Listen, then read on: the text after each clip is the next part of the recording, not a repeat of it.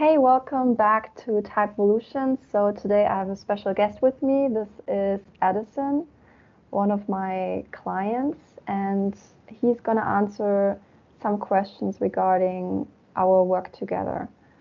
So let's just jump right into it. What made you reach out to me? I didn't know too much about MBTI at first, and then looking at zodiac sign for fun, just knowing like, oh, how people in different birth month will react. But I think those are never accurate. And then somehow I just kind of stumbled across MBTI, and then did like a personality test on the official one. Read about the description, and it's okay. I'm not sure if it's like relate to me or not, but I guess to some extent it does. And then start doing some research regarding MBTI a bit more, and somehow stumble across one of your videos on YouTube. And then I just got quite hung up with how you analyze and interpret one of the videos. And then I just kind of continue watching your videos more and more.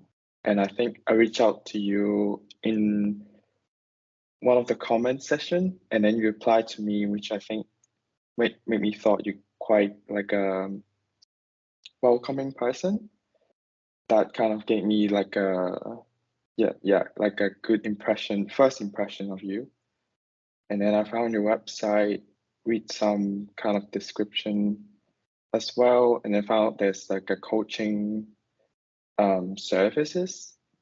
And then at that moment, I was quite unfulfilling with my life, and I kind of have no way of changing it whatsoever.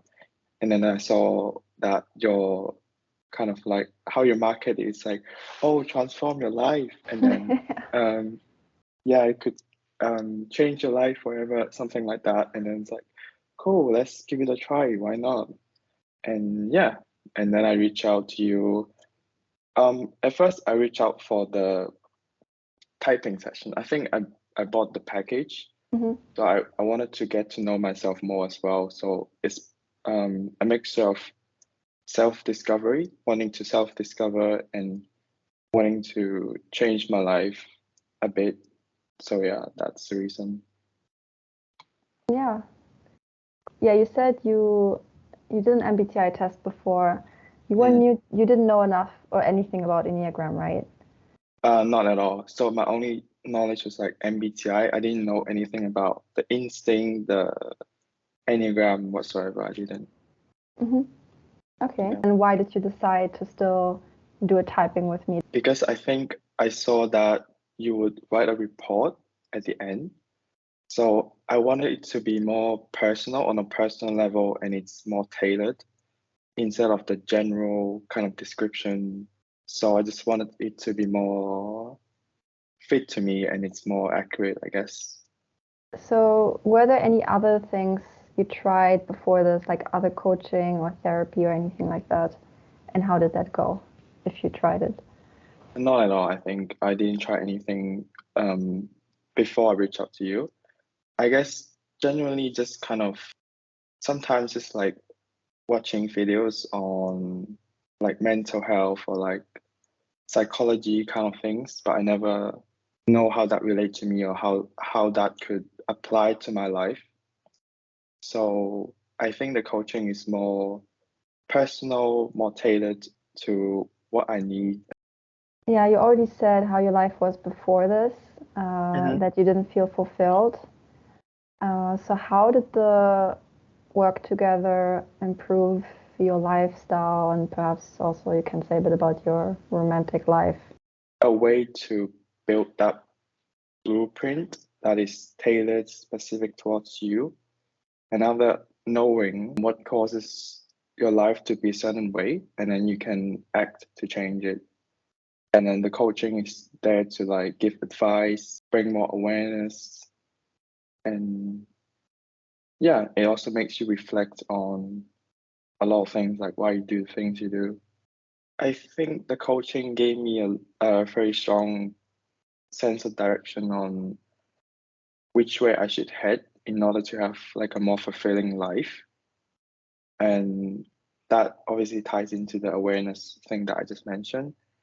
It's like knowing what makes you fulfilled, knowing what makes you happy in life, and then having that insight gave you a sense of direction on, oh, this is where I should be heading, and this is where I should work towards in order to have that life that I want. So I think it's very insightful for me to have that direction. Mm-hmm. Can you maybe give like one example of something that you used to do, or you thought this is going to bring fulfillment and it doesn't, and then what you did instead? Yeah, so I think one of the negative beliefs that I have is that, oh, I have to be like a sociable person, I have to be popular, whatever. But for me, social instinct is kind of the last instinct. It's a thing that even though I've got it, I wouldn't enjoy it. But after the coaching, I've noticed this is something that I, how do you say it, pass on or get it from my parents, like a wish, not a wish, but something Maybe that I got. the pressure, maybe?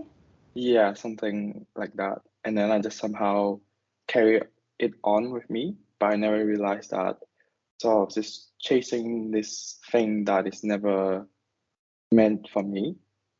So I think after realizing that, I have more acceptance and chase after thing that is more meaningful for me. So that would be like romantic relationship, having like a passion in life.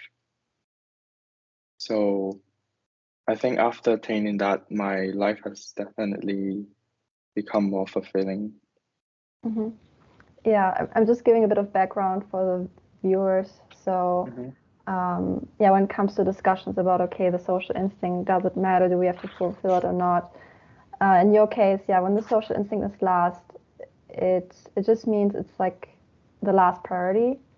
And yeah, in your case, like you said, you were at a time really obsessed with it and focused with it. I remember we would talk and you would say, oh, I think I need to socialize more. I need to improve my social skills to be more fulfilled. And it really depends on the person. So if the person watching this, if you are social instinct first, then it might actually be a good idea to develop it. But if it's last, like you don't truly value it, it's not really meaningful for you, then you might be wasting your time a little bit. It's good to have like a basic level of social skills, right? But obsessing over it and being too focused on it, yeah, for someone like you, that was kind of a waste of time, and you were much better off focusing on other things. So yeah, so you, like you said, you also got a relationship, and you are focusing more on what's your passion. So that already improved things a lot. How I also could summarize it, it's like a matter of seeing also what is, like you described earlier, the pressure, what is actually like the pressure from the outside, or what you think you should be versus who you are and what actually would suit you and your personality. So I think oftentimes it was a matter of like figuring that out, like, okay, right, like what is you, and what you think you should be. And yeah, and also based on our personality, we have a certain focus, right? Like we tend to assume certain things more, and then it's good to put it into a different kind of perspective. So yeah, that's also, for example, with the Enneagram, you can do that, right? Yeah, what kinds of functions you enjoy using more, for example. So yeah, it's like a mix of all of those things. So what kind of person would you recommend this for?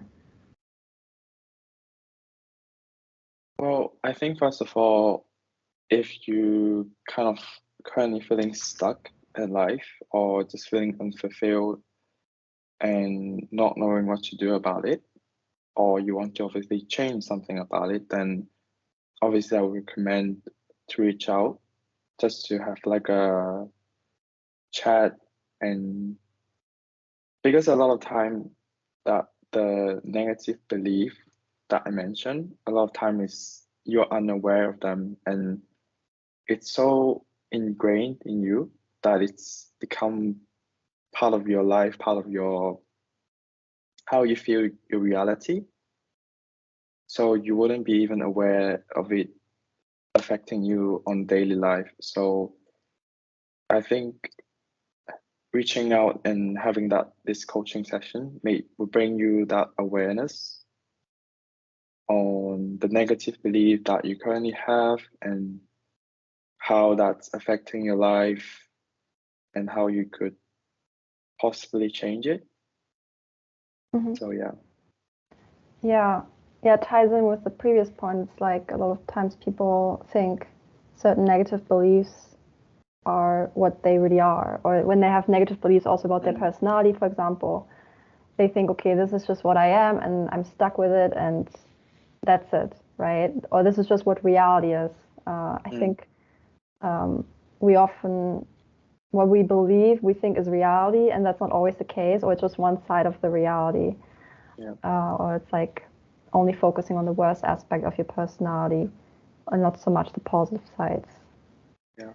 And I think it's, like you said, it's very important to have like a different perspective, because a lot of time you're seeing it as the first person perspective, like from you, and you never actually see things from others people's perspective. So I think it's good to have like a observer view to gain you more kind of a different point of view to allow you to like understand the situation a lot better, so you could act different ways. On that note, are there like a few things you could mention how your personality or behavior has changed since we started? I think first point, obviously, like I mentioned before, I've become more accepting towards my so-called flaws that I believe I have, but they're actually, yeah, you can consider them as a flaw, but also I have strength that other people don't have.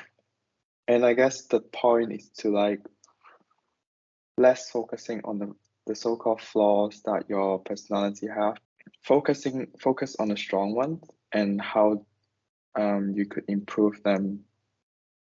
That's, I think, one of the key points. So for example, for me would be like a bit on like socializing. It's not my natural strength as an introvert, plus it's not an instinct that I value. So just knowing that and then accepting that. I mean, this is maybe my opinion, but I think you've also become more confident in a way. Would you say so too? Probably like in terms of like attractions and romantic relationship, yes, I definitely have gained more confidence in like talking to like my romantic partner, or just in the stage of pursuing, like during the stage of pursuing or finding a romantic partner. But I think in general, when it comes to like social situations, I'm still a bit shy, a bit like in my head a lot of time.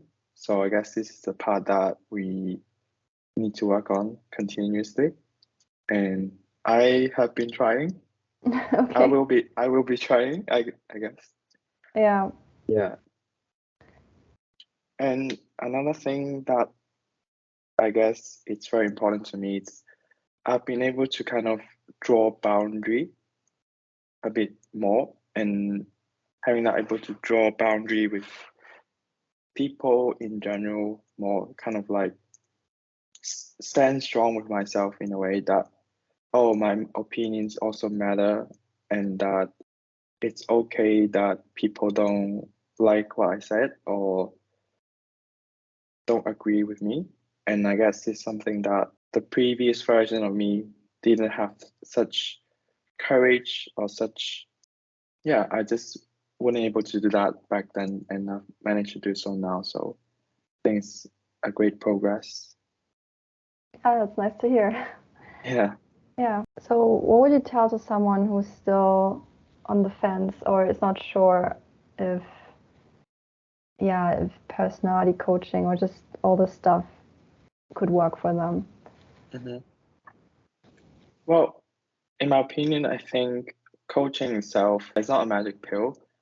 You still have to do your own work, because I think coaching in general is just like, the purpose of coaching is just give you direction. It's like point you in the right way. This is where you should go for it. But you still have to do your own work. You still have to like walk down the path, and you have to constantly reflect, constantly learn, and constantly put in the work to have the result. And you cannot expect to change your life just in 1 month or one day. So I think it's a long-term thing, because like I said, a lot of the belief that you have, it's ingrained in you, and you can't expect to just like push they'll be gone. It doesn't happen that way. So yeah, you have to constantly work on them. Yeah. Okay. Is there any last thing you would like to mention? Subscribe, like and subscribe. Okay. Yeah. And of course, sign up for the coaching or any work with me. So yeah. Check out the website. Yeah. Okay. Bye. You want to book coaching with me? Then fill out the form at the end of the site, typevolution.com/services. See you there.